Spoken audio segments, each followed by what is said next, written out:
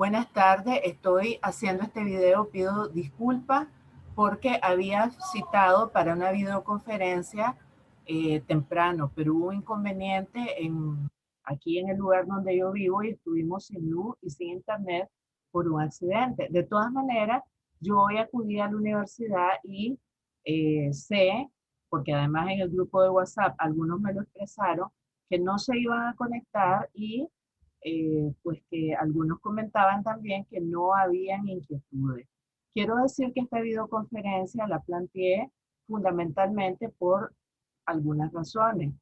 Tuve un llamado de atención por parte del licenciado Hiscano, el coordinador de la carrera, así como el delegado académico, de que algunos alumnos opinaban que aunque esta clase fue 100% virtual, no nos comunicamos, no hubo planteé videoconferencia y había no comprensión adecuada de algunos contenidos.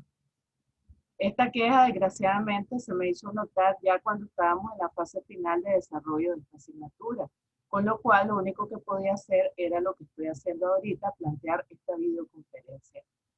Sin embargo, quiero recordar que cuando nos encontramos para hablar de posibles horarios, yo les comenté que no era muy partidaria de videoconferencias porque siempre he tenido el inconveniente que sea en el horario que sea, siempre se conectan muy poco, luego hay justificaciones de conectividad, de no acceso a una computadora. Al menos a mí eso me ha pasado muy frecuentemente.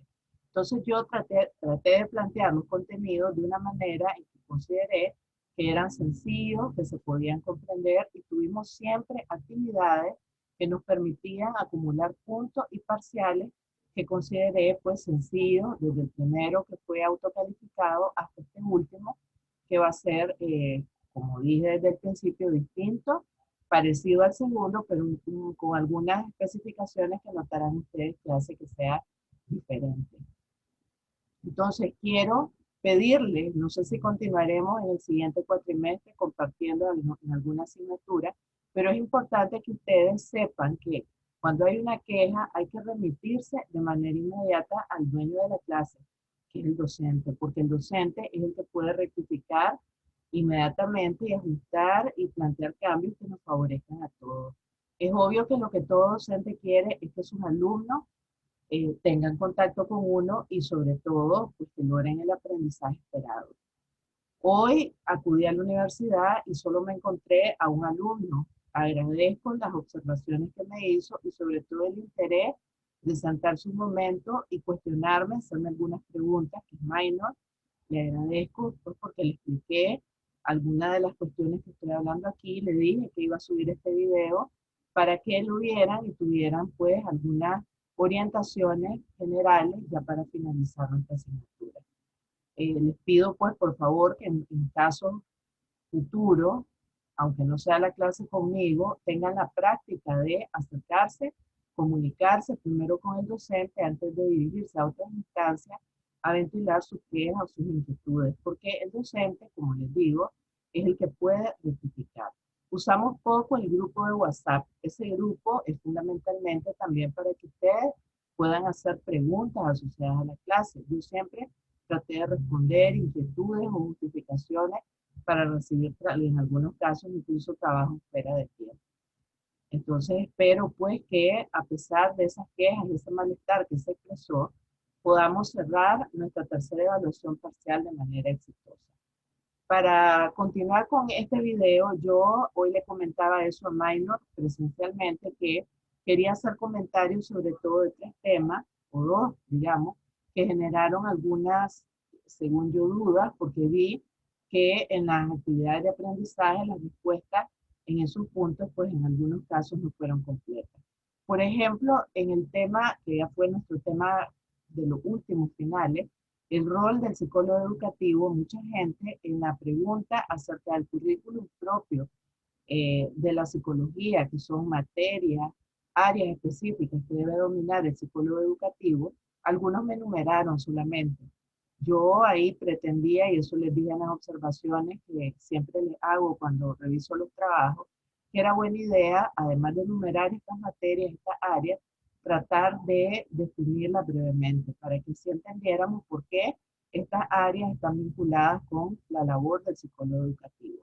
Había que mencionar, entre otras, la psicología evolutivo del desarrollo, el psicodiagnóstico aplicado a la educación, la psicopatología infantil y adolescente, la psicología del aprendizaje, la psicología cognitiva, los paradigmas en el contexto de la psicología educativa. Entre más modelos conocemos, pues podemos así tener variedad de conocimientos para también aplicarlos en nuestra práctica profesional.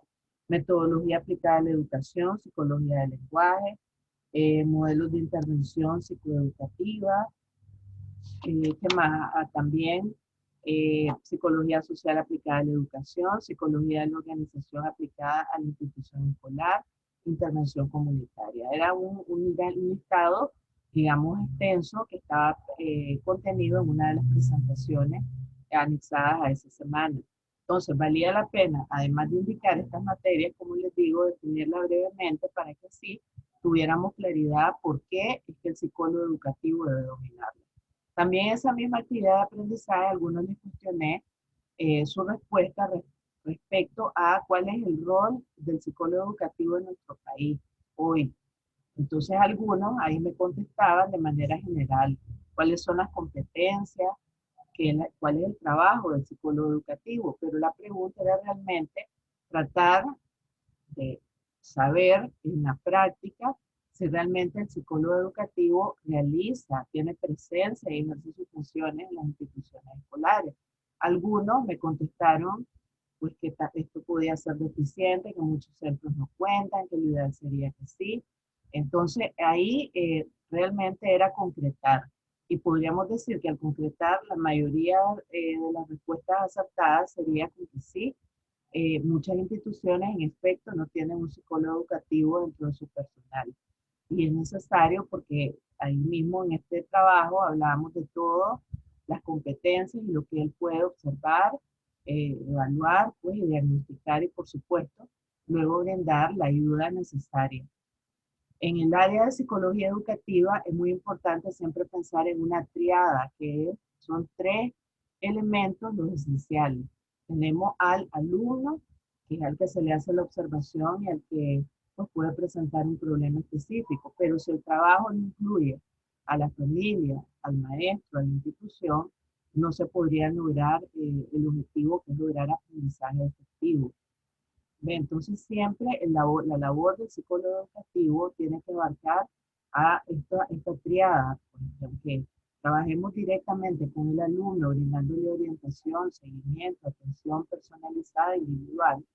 Siempre se tiene que hacer también extensivo a la familia para que le ayude y al mismo centro a través de la figura del docente o hay veces hasta a nivel más macro que sería la institución educativa.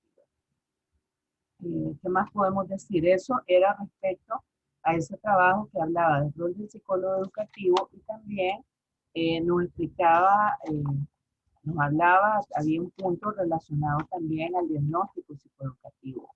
Algunos tuvieron claro que la intervención psicoeducativa no solamente se centra en el desempeño académico, tiene que ver también con eh, factores emocionales conductuales. El alumno muchas veces dentro del aula, que es el entorno de aprendizaje, se acuerdan la primera semana, decíamos que le pueden afectar situaciones que ocurren en el aula, pero también le pueden afectar situaciones que se dan fuera del aula, problemas que él está padeciendo en su casa, por ejemplo. Entonces, no solamente el diagnóstico ni la ayuda que se ofrece al alumno como tiene que ver solamente con su desempeño o rendimiento académico, porque como digo, se puede haber afectado por múltiples razones. Una de las semanas que hablamos también de un tema que me pareció importante comentar aquí es el diseño instruccional. En este caso, habían preguntas teóricas sencillas, sin embargo hubo fallas en una pregunta que yo les indicaba que me mencionara modelos de diseño instruccional. Algunos me dijeron en esa respuesta los pasos, pero los modelos eran varios.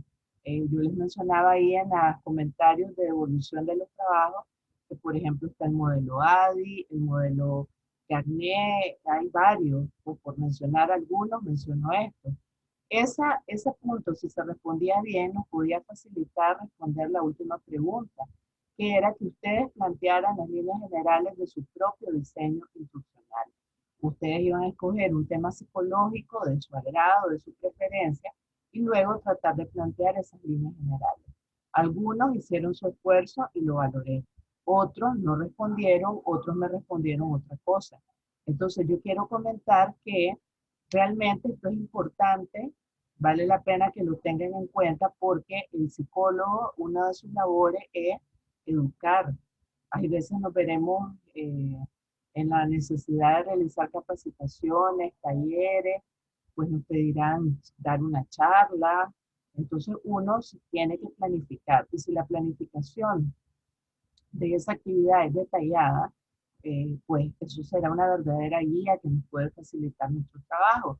Si es muy general, esa guía no nos ayudaría como es conveniente que lo haga.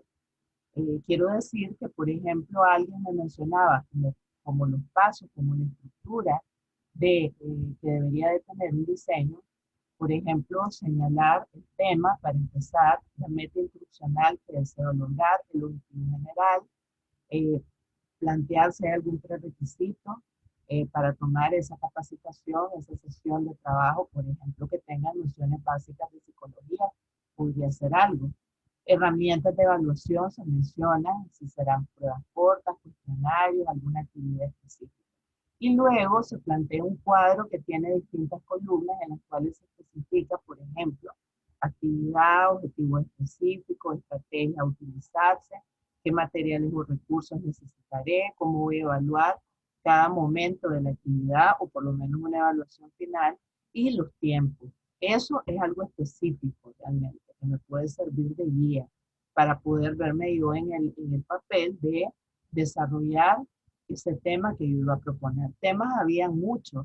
Yo les mencionaba como cuestiones de desarrollo personal, pero alguien podía decir, bueno, yo quiero hablar de la historia de la psicología, quiero hablar de un autor, quiero hablar del aprendizaje, eh, quiero hablar del humanismo, de lo que ustedes quisieran, podían delimitar, como digo, estos puntos que les acabo de mencionar, que hay que considerarlos, practicar, vale la pena, porque siempre, aunque ustedes tuvieran la meta de atender individualmente, siempre nos vemos en una situación y no solamente de plantear un diseño instruccional, una planeación de desarrollo de un tema.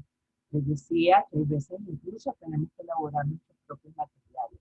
Por eso es importante saber hacer presentaciones, saber hacer cuestiones muy creativas, vistosas, que la gente quiera realmente leer de principio a fin. Entonces vale la pena que nos ejercitemos. Eh, Otro punto que quizás también valdría la pena considerar es que yo creo que siempre ustedes podían encontrar referencias, pero la cuestión no es el ánimo este mío de molestar a nadie, pero las fuentes de referencia son esas, son fuentes de referencia. Yo puedo ver un ejemplo, pero puedo yo luego imaginar cómo lo puedo adecuar para mí. Hay muchas veces, hay trabajos muy bonitos, muy completos, pero en las preguntas que son más de qué aprendí, ideas principales, ahí como que cuesta un poco más, porque es más fácil ir a investigar y tomar lo que dice esa fuente que consultamos. Hay que aprender y hacer una práctica constante, el hecho de que uno pueda tomar distinta información, pero luego hay que pasar por un proceso que es comprenderla y luego tratar de redactar según se nos solicita en la actividad de aprendizaje. Que se vea que no solamente estoy copiando tal y como me lo presenta cualquier fuente de referencia. Eso me parece que es muy importante que lo consideremos. Ahora, quiero también, ese punto del diseño instruccional y del rol del psicólogo me parecían esenciales comentarlo porque hubieron fallos y ahora quiero explicar por qué quería aclararlo, porque nuestra tercera evaluación parcial, que ya va a estar abierta a partir de que presente también este video, estará abierto un espacio largo que es a partir de hoy hasta el propio día del examen. Esto quiere decir que ustedes verán que se puede entregar, estará la flechita que indica que se puede subir su archivo. Sin embargo, nadie le estoy diciendo que esto es mañana o es hoy, sino hasta puede ser en cualquier día a partir de hoy, inclusive antes de la fecha del examen. Lo hago así para que tengan tiempo, pueden irlo preparando poco a poco este trabajo. Nuestro trabajo será un trabajo recopilatorio. Ese es el formato de un reporte escrito. ¿Qué es esto? Quiero explicar. Quiere decir que desde la semana 1 hasta la última semana, ustedes tratarán de plantear, dicen cada tema que vimos en cada semana y agregan un pequeño desarrollo que es un resumen, ideas principales, una idea principal del tema y algo muy importante. Pueden agregar el aprendizaje logrado al ver cada uno de estos temas. Es importante que ustedes me vayan planteando el tema, el resumen breve del tema y el aprendizaje logrado. Desde la semana 1 hasta la semana que estamos terminando hoy. Es decir, en un recorrido por todos los temas que vimos en nuestra asignatura. ¿Por qué hago esto? Pudieran pensar que es largo, pero realmente no es tan largo y se simplifica si realizaron todas las actividades de aprendizaje. Si realizaron y tienen archivadas sus actividades de aprendizaje, pueden recurrir a ellas y ahí pueden tomar las ideas principales, hacer ese resumen, esa síntesis de lo que se trabajó esa semana o el tema, un comentario del tema de la semana y luego redactar qué es lo que yo aprendí. Yo estoy segura que algo aprendimos.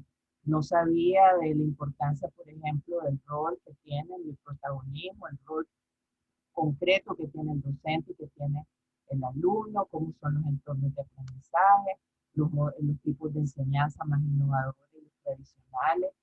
Todo lo que hablamos desde el inicio, de alguna manera, se puede resaltar una idea principal y, por supuesto, claro que sí, el aprendizaje logrado. Es decir, no es un formato ensayo, sino no tiene introducción, desarrollo y conclusión. No hay que citar fuentes de referencia porque ya lo sé que ustedes van a tomar en cuenta o recursos que se utilizaron durante cada semana o bien sus propias actividades de aprendizaje. Yo estoy segura que esta es un trabajo, es una evaluación sencilla que podemos realizar perfectamente. Esta es una oportunidad también para que traten de reforzar, que ustedes pueden investigar, pueden volver a leer cada una de estas temáticas. Es una manera también de volver a repasarlas y lograr una claridad, pero a partir de estos comentarios y quizás releerlos, pues que puedan ustedes lograr.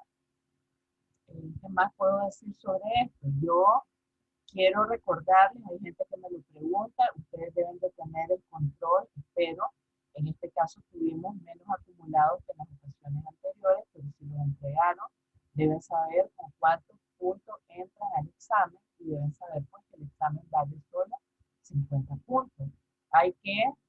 Esos 50 puntos se van a lograr si realmente es completo. Por ejemplo, me indica todos los temas desde la semana 1 hasta la última semana. Y además es también completo si se ajustan los parámetros de presentación, su correspondiente portada, la justificación del margen, utilizar bien buena ortografía, el tamaño y tipo de letra, todo lo que hemos venido hablando desde la semana 1 que les he comentado a todos. Si alguien usa su teléfono y el teléfono es limitado, pues tiene tiempo para tratar de hacer un trabajo que se ajuste a lo que estoy solicitando. Así que espero que lo podamos hacer. Estoy segura que podemos hacerlo. Tienen bastante tiempo para ello. Cualquier inquietud que tuvieran me la pueden preguntar. Estará siempre funcionando el grupo. Yo respondo a inquietudes y espero que lo podamos hacer dentro de los tiempos. Recuerden ustedes que el tercer parcial no admite ninguna justificación de prórroga porque es muy importante subir las notas en clase para que todos sepan cuál es su nota final y hagan así los trámites correspondientes. Así que espero que este video les aclare, que les sea de utilidad. Les deseo éxito y pueden hacerme cualquier consulta, pero yo creo que hay claridad sobre lo que vamos a hacer para finalizar.